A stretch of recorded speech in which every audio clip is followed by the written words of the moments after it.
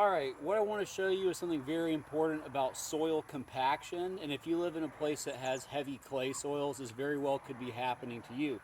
So what I have right here is called a soil penetrometer. It's a little pressure gauge, and as you poke this into the dirt, that gauge is going to show you how much soil pressure you have. So it's measured in PSI, and why that's important is because when you have a high pressure system moving through the atmosphere, if the soil pressure is lower than the atmospheric pressure, then the air from the atmosphere can get into your soil and feed soil microbes, which are going to be helping provide nutrients to your plants.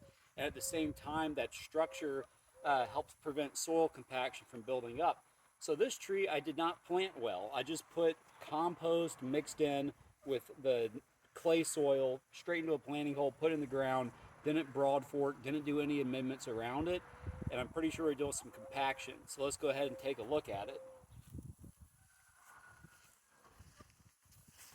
So what you do with this penetrometer is you just put it in the ground and you start to press down and see what this gauge is going to read.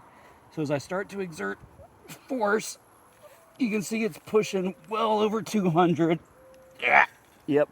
Spiked at 250, and I was only maybe 2.5 inches down. So that also means those roots are going to have a really hard time pushing out into the soil. And so if your roots can't expand, they start to get trapped, your tree's going to lose a lot of vigor. So let's go take a look at an example of some trees that have in the ground that are flourishing. And these trees, I did a completely different technique. I actually used a broad fork to mechanically break up that clay soil around it. And then I applied compost and mulch on top of that, as well as sugar water, to help feed the aerobic microbes. And so the goal here is to change that soil structure all around where the tree is planted in order to improve the ability for roots to penetrate and also for microbial life to provide more nutrients to those plants. So we're going to go ahead and step over here and do a little bit of poking. So let's see what we get.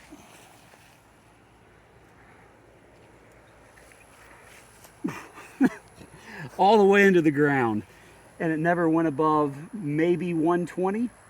So as you can see, pretty extreme difference.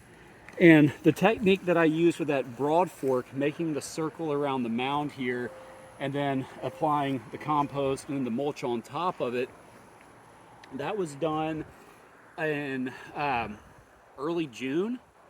And so here we are in mid to late August, and it's already had that extreme of an impact.